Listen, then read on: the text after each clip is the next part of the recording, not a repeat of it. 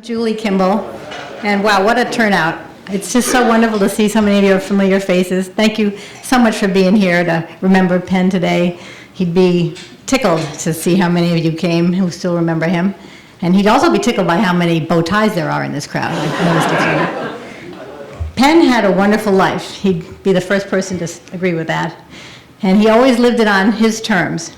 The last 10 years were kind of tough, and the last 3 or 4 years were really tough. But through it all, almost to the end, Penn was Penn.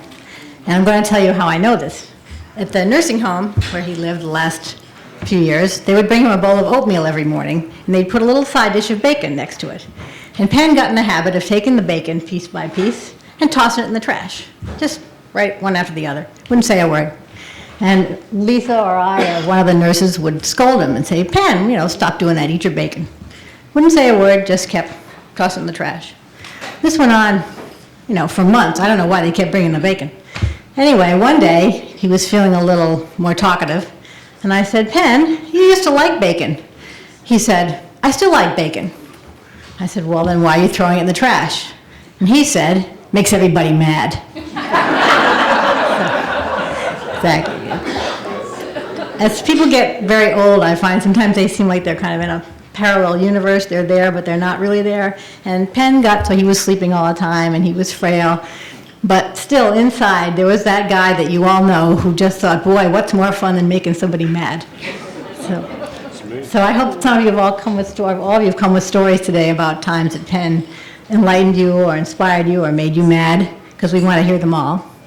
And I want to, before I turn this over to Lisa, I want to introduce you to our daughter Laura, who is right there. And she made a movie about Penn for her senior project, a wonderful movie, which she's expanding on now. And so if any of you have stories that you'd like to have immortalized, please introduce yourself to Laura during the next hour or two and let her put you on film telling your story. And now I want to turn this over to Lisa, who I think has a few stories of her own to tell. Yeah, the real thing that's too bad is, how much my father would have liked being here today and getting to talk and chat everybody up, because this is just the kind of group he would have enjoyed quite a lot. So I do have a couple of stories, and then I have a couple of stories some people who couldn't be here sent in, and then a couple of other people have things like that, and then we have a mic, and hope that anyone who feels like it might have a story or two to tell.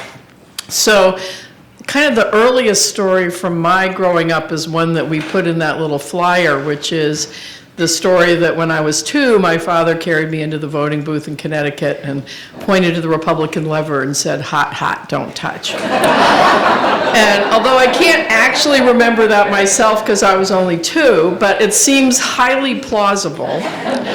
And I know that because as the stories that I do remember, he later ran for the representative town meeting in Westport, classic New England town meeting kind of thing. And I would go with him as he went door to door campaigning, shoe leather politics, as he used to talk about it. Now, I did suspect that it also might have been that he really liked getting to look inside people's houses, which was also confirmed later life when he was living on Martha's Vineyard, and in the last census, he signed up as an enumerator and got to go door to door and ask people how many bathrooms they had and things, and I think he probably really enjoyed that. But the reason that I know the hot lever story is true is in later years, and I cannot remember the name of the candidate, but there was a woman Republican candidate who ran for mayor against Marion Barry in D.C. And so I called up my father and asked for special dispensation to vote for a Republican, which he did not grant. So I had to do a write-in candidate instead so I could vote against Marion Barry. Another story which seemed to me very typical of my father, we went to England one time, and it was that overnight flight, how you go and you get there at 6 a.m. and you can't get into your hotel room. And so we went and we were near Covent Garden, I think, maybe waiting to go see a show or something. And we're sitting in a park, and there's 3 British tramps, like right out of My Fair Lady, are sitting in this park. And so, of course, my father started chatting them up about Margaret Thatcher. And what did they think about the Thatcher government, and what did they think about the economics of Britain at the time, and all kinds of other stuff. And after a while, one of them kind of caught my eye, and he looked over at me, and he made this gesture, and he said, likes to stir 'em up, he does. Yes, he pretty much nailed Mr. Penn, as we like to call him. So, as Julie said, my father really would be the first to say he had a really fantastic, lucky life. He had a wonderful boyhood in New Britain, Connecticut. His father was someone who only had an 8th grade education, but who classically, like a Horatio Alger story, went from being an office boy to being a salesperson to ending up being the head of a hardware company in Connecticut. And he was a self-taught man, so he taught himself how to play the guitar. The family would get people in to teach him all how to play bridge. And he had a wonderful older brother, George, and George's son, Tom, is here, who I think is the person here who knew my father the longest of anybody here. And George was about 10 years older, I think, give or take, and he would take my father on adventures. So he would do things like take him out to the end of the bus line and make him find his way home. He'd still be with him, but he'd make my father figure it out, which I think probably echoed in my father's love of public transport later. So when we would, on this another trip to England, when he was on sabbatical, my husband John and I were there, and every morning my father would go over the map with us, and we'll take this bus to there, and then you can switch to that bus, and then you can get on the tube, and we would nod and look at our maps, and then we go outside and hail a cab. Which I felt better about the Christmas time that I was in New York with my parents one time, and we went down Christmas shopping, and it's time to come home, and my mother goes, let's just take a cab home, but don't tell your father. So I went, okay. So the next day I'm out shopping with my father, and at the end of the day my father goes, let's take a cab home, but don't tell your mother. So I was just feeling so bad that for years these two people were like struggling in the subway in New York when they could have been taking cabs, but they were not going to be the one of the two of them that said they could take a cab. So in spite of living through the Depression, my father's family really got to do a lot of great things and traveling. And another of my favorite George stories, Brother George, was that they were going on a trip that made them go through the Panama Canal. And as I learned it, is somewhere along the lines, George got so frustrated with my father that he handcuffed him to the sink so he wouldn't be running around on deck getting in trouble, which is kind of a remarkable story, both because of thinking what my father must have done and thinking that George thought to bring handcuffs on that trip. So that was like, you really got to kind of wonder about that. So then as I got a little older, I used to call my father Mr. Formerly. So those of you who have been colleagues know that when they wrote about him in the paper, it was often he was formerly this and formerly worked at that and formerly editor of this other thing. And so I would joke with him about it, but the bottom line of that was really something that I'm glad that he taught me, which is that he always believed you should be doing something you were passionate about. And if you were working for somebody who was a jerk or working on something that wasn't worthwhile, then you ought to vote with your feet and leave and go do something else. And he was just steadfast about that throughout his whole life.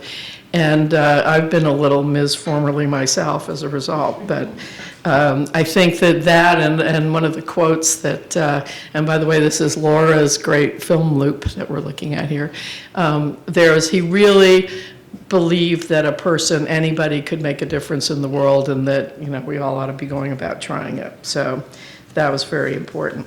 So the one other thing, because there's so many of the students here, and it's been great to get all the messages that we've gotten from many former students, although I've been kind of amazed how many of them involve crying, but they always end up in a positive place, is that my biggest memory of growing up with my dad was him sitting in an armchair with a board. Before you could get a lap desk at Barnes & Noble, he went down to the lumberyard and had somebody make out of a piece of big particle board something that he could put on his armchair with a cutout for his body.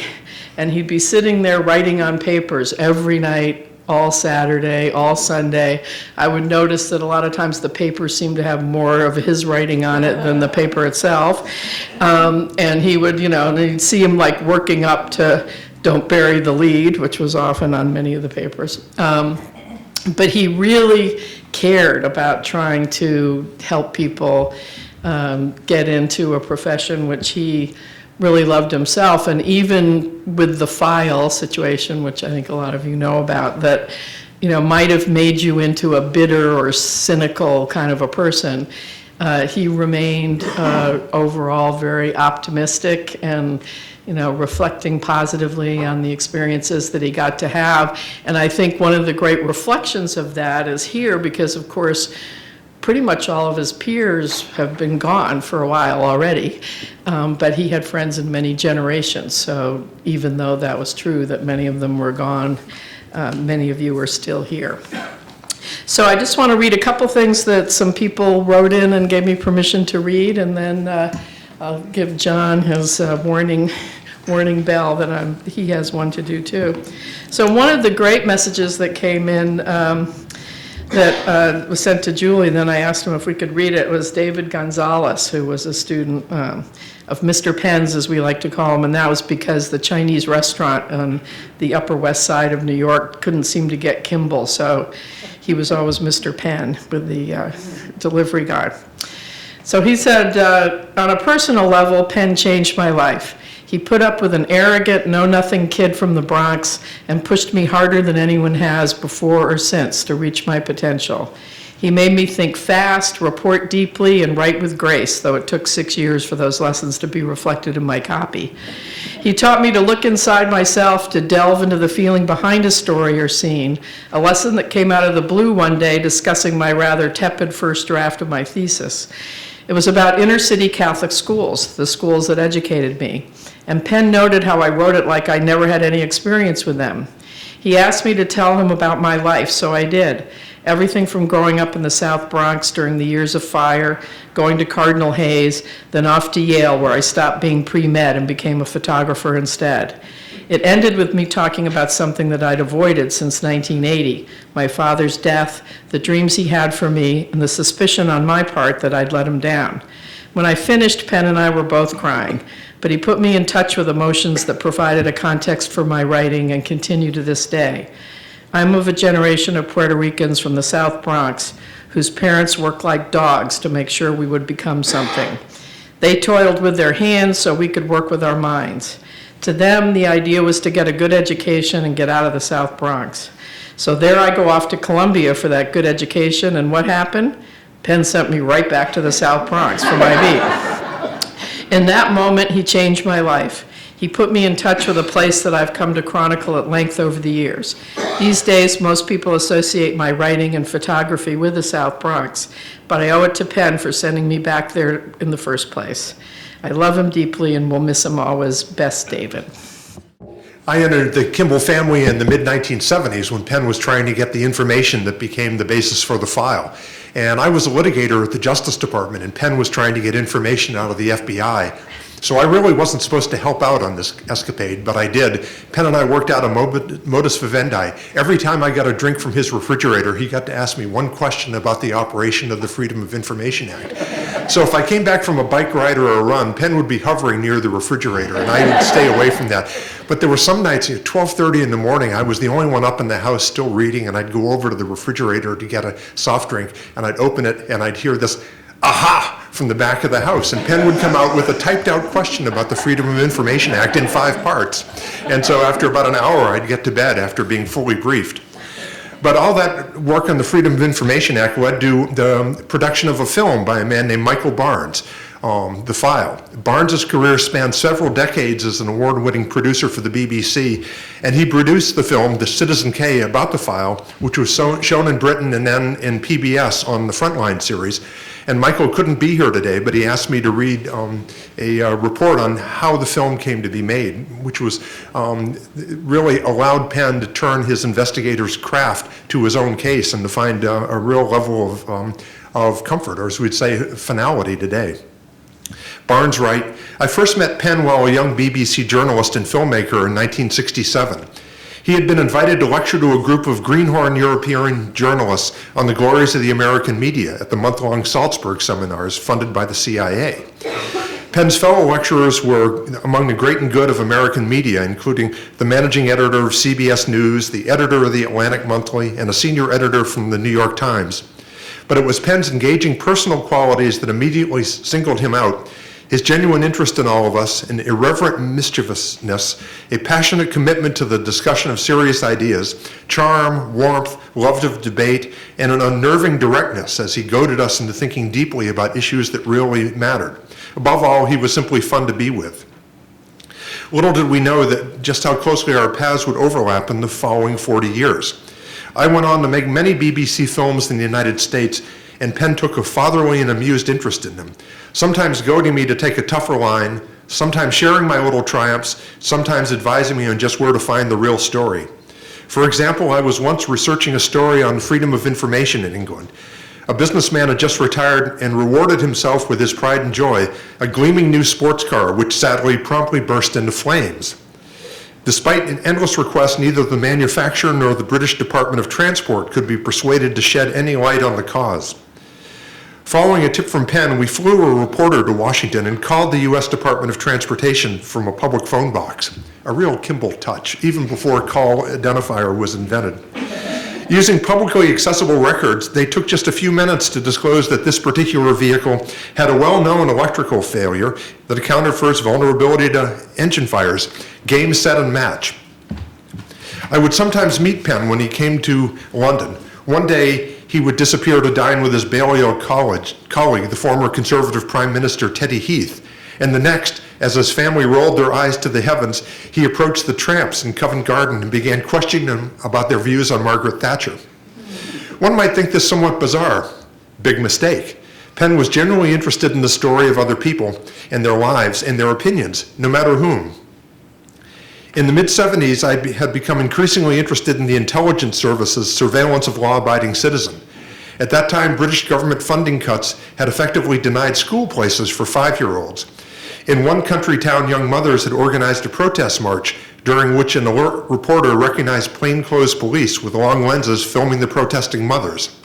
At the same time, as today, university staff were complaining that the intelligence agencies had been asking them to spy on their students and report back on their political views, sexual proclivities, and drinking habits.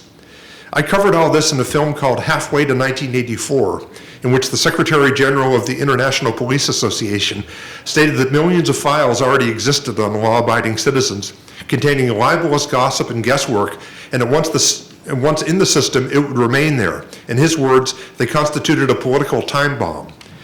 Contributing to this film were former American intelligence agency staff who voiced similar concerns about the U.S. and that it was creating the apparatus, if not the intent, of a police state. So Penn's reflection on all this was that democracy cannot exist without change, protest, debate, and the free exchange of ideas. For democracy to flourish, it needed the stubborn, argumentative clash of ideas that he relished. It was deeply ironic that these issues were to become central to his own story. 20 years after we first met in Salzburg, he told me about his own files and the incredible story of the agents and informers that, unbeknownst to him, had shadowed his entire adult life. He asked if I would be interested in making a documentary on it. This was an incredible invitation, which I quickly cleared through the BBC hierarchy. I was interested not only in the importance of the issues, but also intrigued by the idea of a film comparing two completely opposed biographical portraits of the same man, that of the intelligence agencies, who viewed him as a potential traitor, and Penn's very different view of his own life as a loyal American and a loyal Marine who believed deeply in the democratic process. So we started on a journey not to tell the story of a victim or a martyr, but to observe a veteran reporter, then in his 70s, with the bit between his teeth in full pursuit of his quarry. I was amazed by his incredible energy, his intelligence, his optimism, and the good humor as we retraced his steps to track down informants in New England and retired FBI agents in Florida. He displayed all the rat-like cunning essential to a good investigative reporter, and later, the nerve to bring a $10 million lawsuit against the FBI, the State Department, and the CIA. He eventually persuaded Senator Lowell Weicker to review his files in camera. Weicker was a member of the Senate Intelligence Committee, and he required the CIA and the FBI to bring the folders to one of those secret rooms on the 5th floor of the Capitol, somewhere under the dome, where they do all the work like that. And Senator Weicker had reached an agreement with the BBC. He told us that he would not give an interview to the BBC if he found in the government's favor, but he would speak out on Penn's behalf if his reading of the files supported Penn. In the event, We at the BBC were there for the climax of the story and filmed Senator Weicker as he told Penn that he was owed an apology and expressed his hope that his government would in some way express their, that they were sorry for having done this. By that time, I was still litigating for the government, and I told him that that was nearly impossible. And so we worked on the appropriate remedy to try to frame how the Justice Department could actually express its views without exposing itself to financial harm on the back end. It was a wonderful moment to see Penn's response to Senator Weicker and to see the end of the lawsuit through. He'd come to the end of his journey and had exactly the right ending he wanted, an object lesson for the rest of the world on the power of government and what happens if citizens aren't there to check it. It was a privilege and a huge learning experience to have spent so many precious hours with Penn. At a time when many journalists on both sides of the Atlantic have been asleep on the job, he fought the good fight. And unfortunately, his story is also the story of our current times. He taught us that unless we control the file keepers will control us. Everyone, my name is Malachi Duffy. I was a member of the class of 1977 and was very lucky to have been Penn's friend and have remained friends with his family, and it's been one of the great joys and blessings of my life. When I think of Penn, I always have to think about the first time I met him, because that first encounter set the tone and the process for our relationship. And that was the night before classes started at Columbia. Before I entered Columbia, I had been living abroad and only came back about 2 weeks before school began. So I had a lot of catching up to do when I went to the dean's office to get information about housing and classes. And turned out the dean's secretary was of Japanese extraction, and I'd been living in Japan for several years. So she took a shine to me, and at one point towards the end of our meeting, she leaned over and she said, "I shouldn't tell you this, but there are 2 professors here you must avoid." I said, "Okay, great. Who are they?" She said, "Penn Kimball and Mel Mencher." So, a week later, I'm at the Loeb Library. They're having a wonderful cocktail reception. I'm standing there, very happy to be back home, probably having too much to drink. And towards the end of the evening, when the crowd had thinned out, this man came over to me and he said, "Who are you?" And I said, "Well, I'm Malachi Duffy." He said, "Well, a name like that, you should be a linebacker on the Fordham football team." And I thought, oh, brother. I said, "Tell me about that tie you're wearing." He said, "This is the tie from my school." And I looked at it, had little tigers on it. It is, in fact, this very bow tie. And I looked at him, I said, "Aren't you a little old to be wearing a school tie?" And he said, "Well, I went to Princeton University. Where did you go?" And I said, "I went to Colgate." And he said, Isn't that the little Aggie school in upstate New York?" And I finally had enough, and I said, "Who the hell are you?" "I'm Penn Kimball, Mr. Duffy, and I'm looking forward to seeing you tomorrow morning at 8:30 in my reporting and writing class." And that sort of set the tone for our relationship. I think the one thing you could always say about Penn is that his standards were the highest. And Lisa had asked me to read some stuff from a man who went to Columbia, Steve Shaw, class of '66, who received the Distinguished Alumni Award. And this is what he had to say, and it echoes some of the things that people have said previously. But Penn Kimball also taught me about standards. He wanted at least 4 independent voices in a story, preferably more. He taught me about precision, about passion. A 4-take story for Kimball often would come back with as many words of commentary in tiny, barely decipherable script. Believe me, it was decipherable.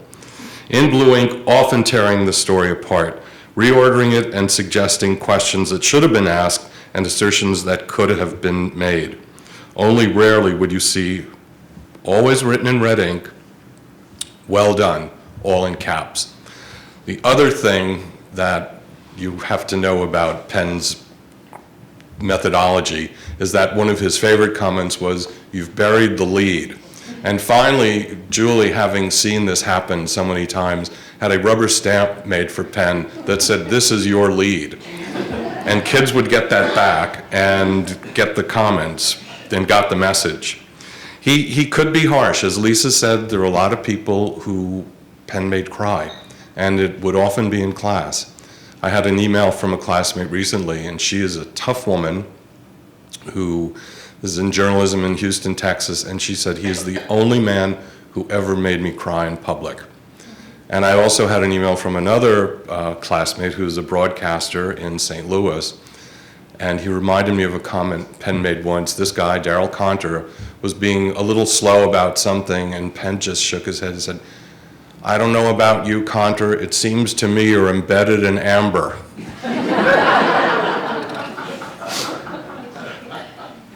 From a recollection of Steve Shaw, he said, sometimes his methods, excuse me, were a little extreme. I remember when Jim Herzog, a smart, funny guy who was the class's free spirit, handed in a story that Kimball thought was lazy and sloppily done. He didn't bother to rip it up or label it with detailed comments. Instead, he wrote across the top of the first take, Mr. Herzog, colon, good luck in your chosen field of endeavor. That is Penn. As Lisa said, he would sit at this chair with the board. I think the thing that many students didn't know, that Penn had a back that bothered him most of his life, and that really took a toll. And I can remember being with him up on Martha's Vineyard at the beach, and he'd go into the water and promptly lie flat out and just paddle, which seemed a very odd way for someone to swim to me. And I finally asked him about it. I said, Penn, why are you swimming like that? And he said, it's the only thing that helps my aching back, Duffy. So anybody who got those comments, I think you had to know there was some physical toll. Penn believed in process. He was a traditionalist in many ways, but he also believed in thwarting authority and challenging it. And I remember a few years after I graduated, there was an article in the New York Times about the journalism school, most of it based on an interview with the then dean, Osborne Elliott. And at one point, Elliott complained about the fact that he was stuck with a lot of sour apples on the faculty. So Penn students, having read this and enjoyed it, had a T-shirt made for him, done in apple green. On the front, it says sour apple, and Penn wore this to a faculty meeting with his jacket on. And at one point, there was some complaint from Elliott, and Penn stood up, took the jacket off, showed the sour apple to Elliott, and then turned around, and on the back of the T-shirt, they had written, tenured.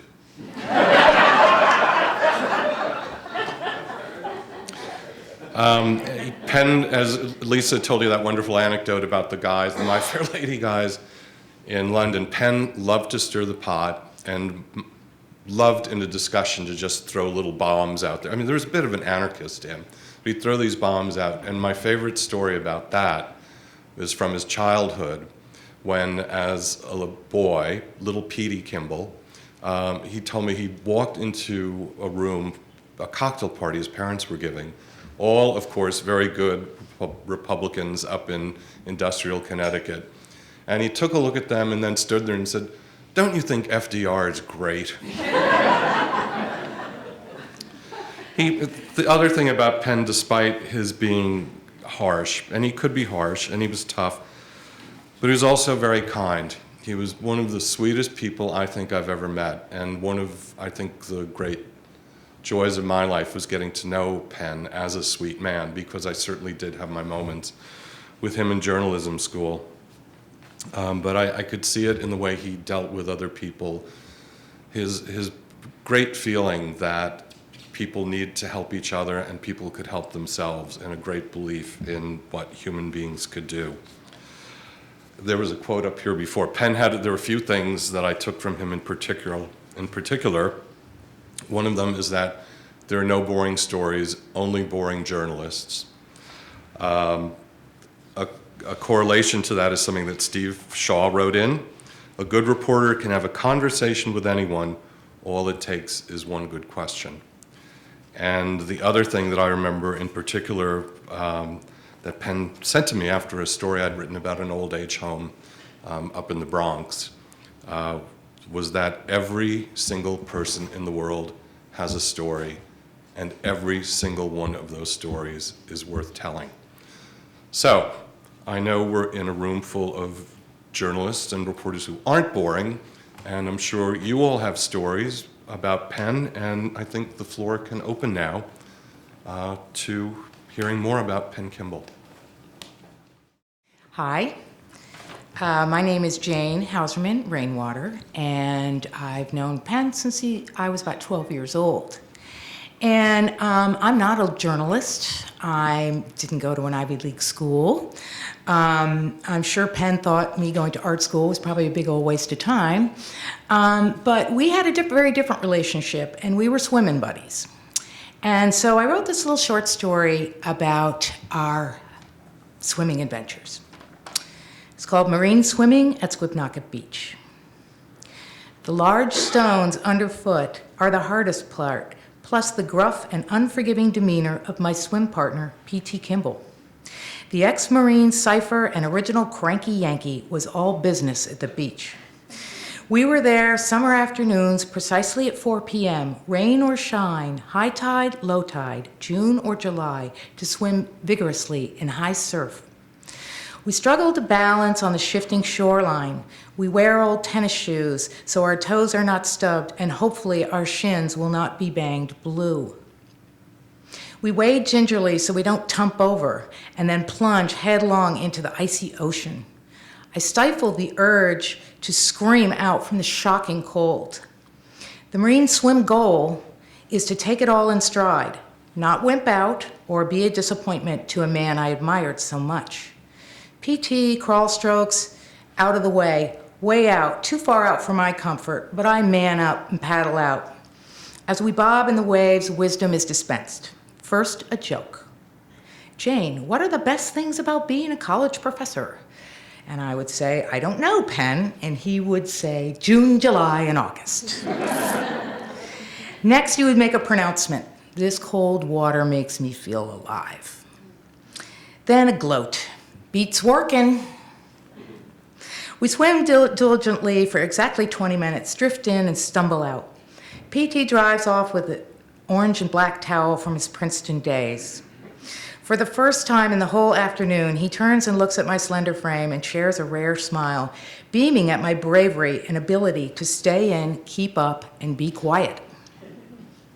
Penn will always be my stern reminder of what the good life is, what it can be, and what it feels like to be freezingly alive. Thank you. Lydia Chavez, and I wouldn't have been the journalist without Penn. He literally took me off the wait list and got me into school. I think he was nearby the phone when I called in to ask why I was only on the wait list, and I think Penn, just loving people who took action, said, oh, let her in.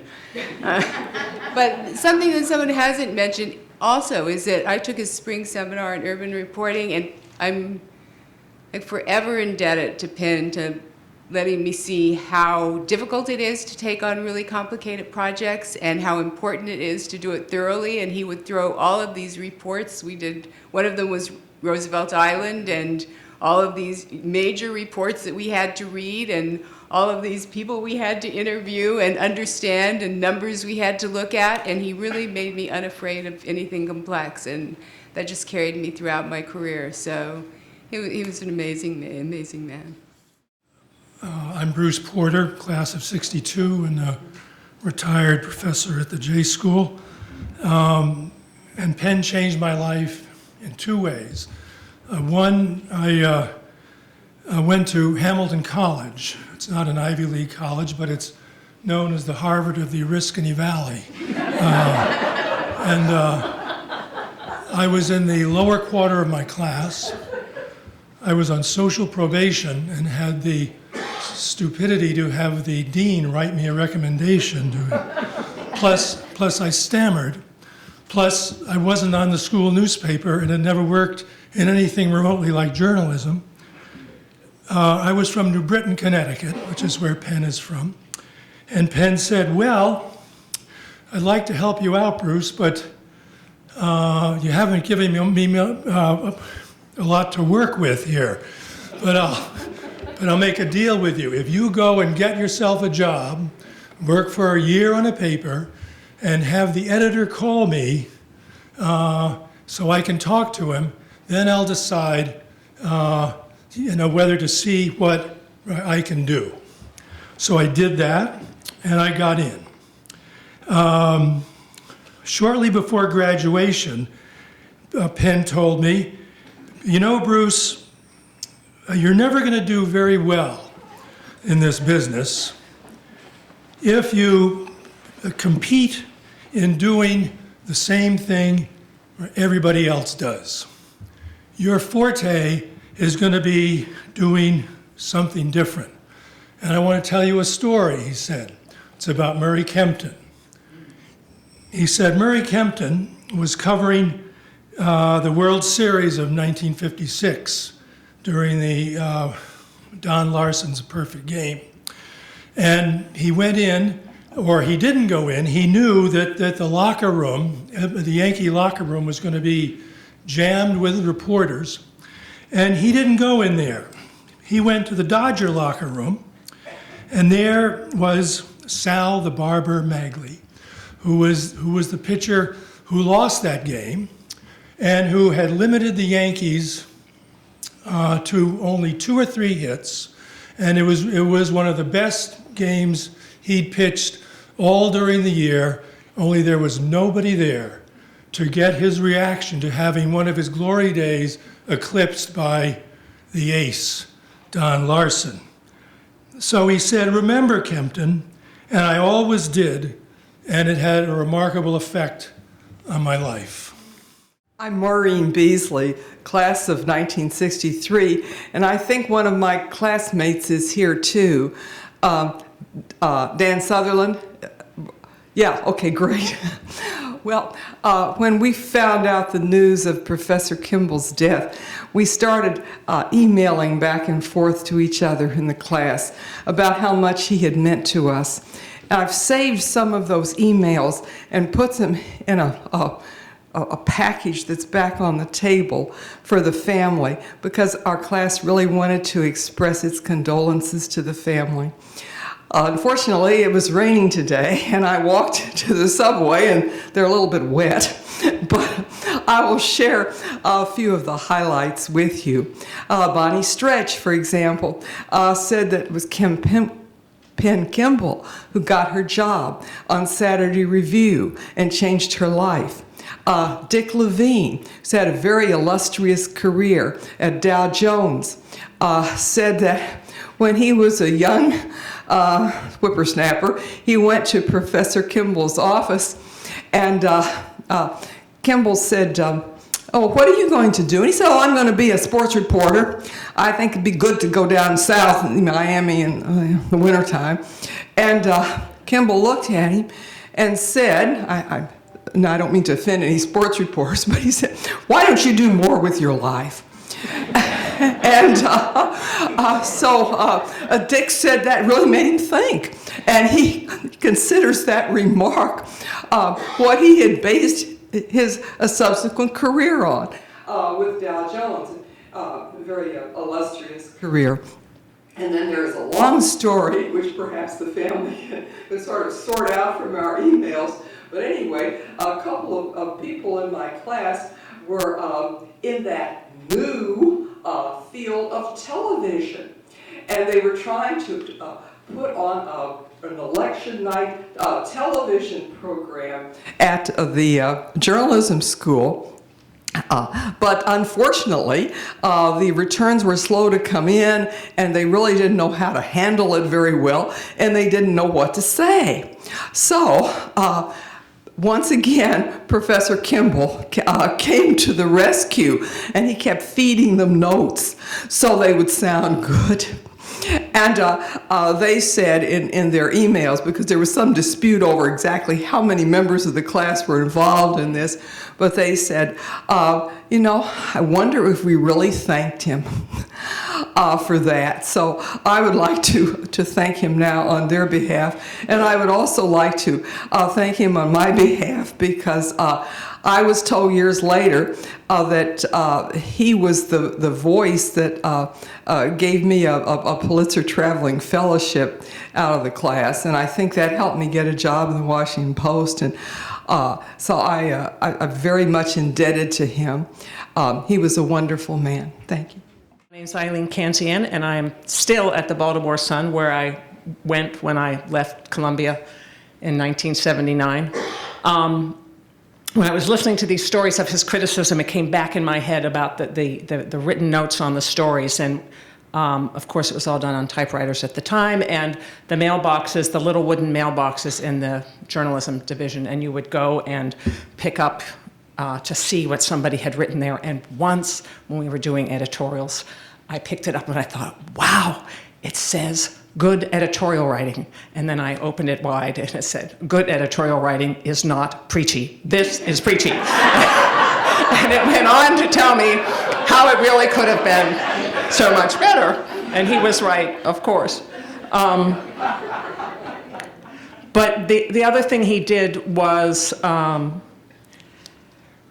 he persuaded me that, as somebody else has said, that you should look for the stories that somebody else isn't telling. And when it occurred to me that maybe that was what was happening in really bad neighborhoods and injustices in poor neighborhoods, and I said, I'd like to do that, but I think you probably have to be, African American to do that. And he said, why don't you just go there and see if people will listen to you? And so when I got a job at the Sun, based on a letter that he wrote, which the man who hired me later said, this is why I hired you, and he showed me what Penn had written about me, and I was astonished to read him say nice things about my reporting skills and my passion that he had instilled. But I may be one of the only reporters at the Sun who, in many years of reporting there, never covered City Hall, never covered the General Assembly, never covered politicians, because there was so much to be written in terms of what wasn't going well in the neighborhoods and with the systems for juvenile delinquents and foster care and the various other programs that you could be writing about, that it was plenty to make a career of. And I think he knew that and was proud. He, like others have said, he changed my life. Hi, I'm Howard Feynman. I was the class of '73. I had Penn in R&W 1. And many good things have already been said, many true things. I would say that a couple things about him. First of all was his utter fearless self-confidence. Everybody else was worried about where they were going, what they were doing, where they stood in the universe. For whatever reason, and I didn't know Penn all that well personally, he was a man utterly secure in the knowledge of who he was and where he wanted to be. And that gave him not only great self-confidence and independence and and as I think somebody used the word anarchist, I would just say the stirring streak. It also made him a superb judge of people. Nobody could size you up the way Penn Kimball could size you up, it seemed to me. And he sized me up pretty good right at the beginning. He ultimately found two things about me, one of the best things and one of the worst things. One of the best things is that I think I do have a sense of empathy, and I am willing to go in the losing locker room, so to speak. And he praised me for a story that I wrote in, I think, the fall of '72, early '73 perhaps. At that point in New York, the gay rights movement was really just beginning to surface politically. WBAI, the radio station, was covering that intensively. I listened to BAI. I get interested in that story. And I assigned myself a kind of magazine piece about going down to a gay bar with a guy that I knew and just checking it out, going there, following Penn's advice to go there. That's the best thing I ever wrote for him. He loved that piece. And I think I won him over, at least partially, with it. And then partly, I guess, as a result of that and various other things at the school, I ended up winning one of those Pulitzer fellowships. which meant a tremendous amount to me, and rather too much in Penn's eyes. You know, it's funny, here's a guy who was, you know, always wearing his Princeton tie and was a Rhodes Scholar and so on, but it never, it did the opposite of make him put on airs. It made him just ruthlessly anti-kudo, if you will.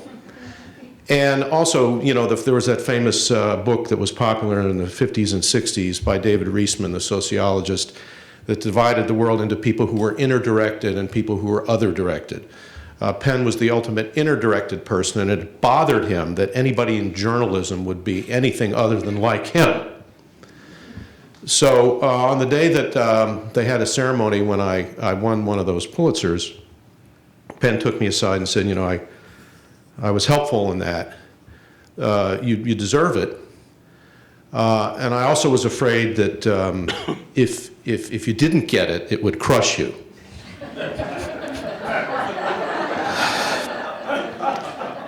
And a more astute judge of character I never knew. And of course, my whole career since has been oscillating between doing things of the heart, being inner-directed and being other-directed. And Penn is in the small choir, holy choir of people who remind me of what's important. Thanks. I'm Paul Hathaway from the class of '62. So one of the first things I want to do is not bury the lead. He was a great guy, a great teacher. I didn't know what to think when I saw his bio before I met him. I thought maybe it was going to be something different or look different. To my mind, he was he looked like the first white guy who'd ever escaped from a brown and black a boxing gym in the ghetto. His face crushed in. He was a wonderful teacher. I can remember him moving along the aisles stealthily, talking to people when they had nothing there but a piece of blank paper and a story and nothing to say and nothing to do. And Penn would sort of like pump them up and encourage them to go ahead and do it. And he dispensed this kind of wisdom as though he were he just picked it up from maybe some unknown prophet across the street chock full of nuts. He did it very casually, and you just thought he was your best friend, giving you that kind of information. And so I enjoyed my relationship with him.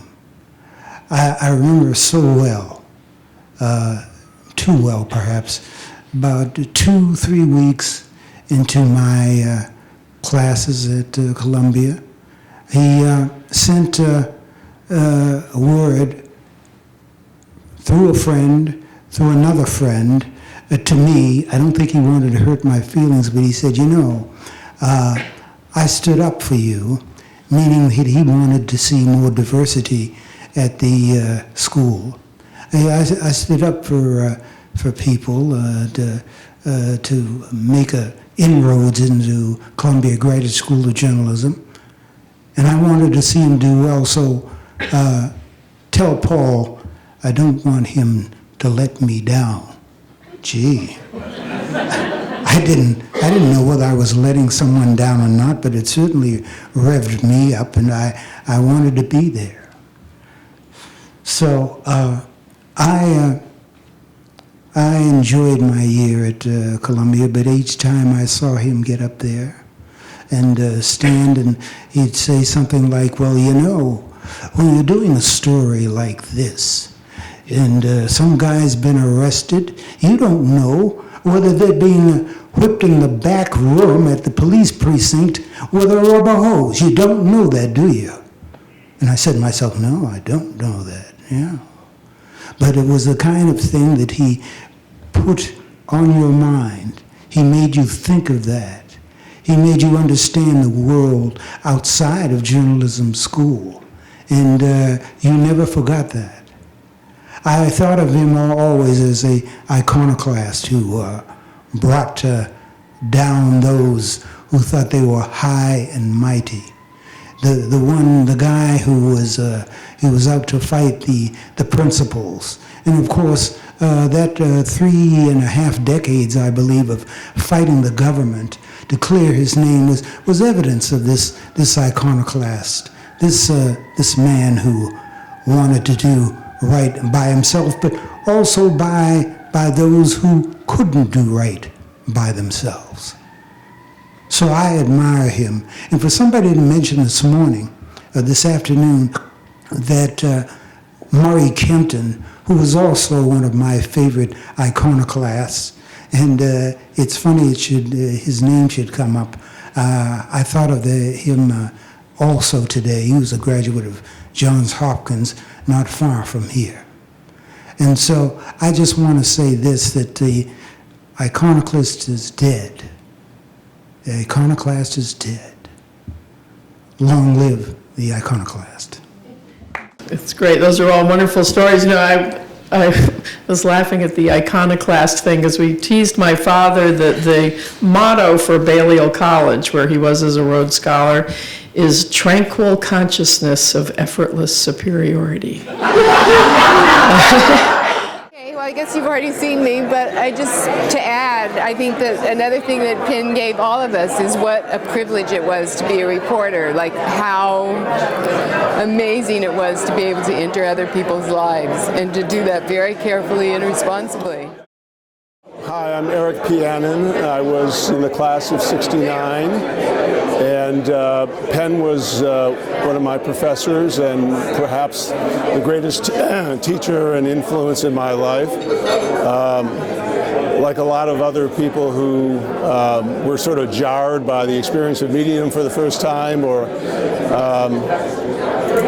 seeing what he had to say about our work, Penn could be a tough taskmaster.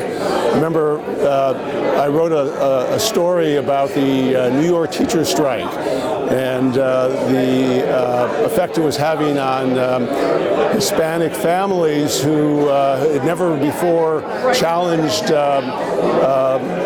authority or power in New York, and yet their kids were staying home, and there was a big strike going on. I wrote the story and spent a lot of time on it. When I came back, it had this little note at the top, Mr. Pianin has the kernel of an idea here. You know, like a little teeny tiny idea, something that could certainly be developed. And I learned a lot from that, and I learned a lot from him. I had the privilege of not only being one of his students, but I also worked with him at the New York State Urban Development Corporation after he left Columbia, and saw that Penn had so many interests and drives, and one of his passions was journalism, but also politics and government. And we had a great year together at the UDC, helping Ed Logue promote his efforts to build new towns and redevelop New York. And over the years, I stayed in touch with Penn, and again, feel that he was probably the greatest influence on me as a journalist. Thank you.